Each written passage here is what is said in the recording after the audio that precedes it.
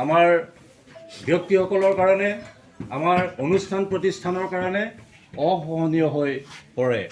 সেইটোৱেই আমাৰ কাৰণে আটাইতকৈ ডাঙৰ কথা। আমি সত্যপ্ৰসাদ বুঢ়াগোহাঁই ব্যক্তিগতভাৱে যদি মই কওঁ, ক্ৰীড়াগতাৰ বিভিন্ন অনুষ্ঠান প্ৰতিষ্ঠান ইতিমধ্যে প্ৰকাশ পাইছে।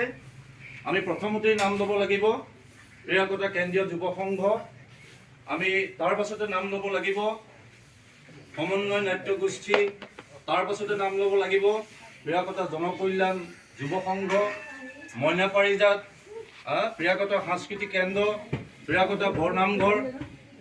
এই সমগ্ৰ যিটো আমাৰ অঞ্চল, এই সমগ্ৰ অঞ্চলটোত যিকোনো ধৰণৰ যিবিলাক সামাজিক অনুষ্ঠান আছে, এই সামাজিক অনুষ্ঠানবিলাকত সত্যপ্ৰসাদ বুঢ়াগোহাঁইৰ যিটো তেওঁৰ ভূমিকা,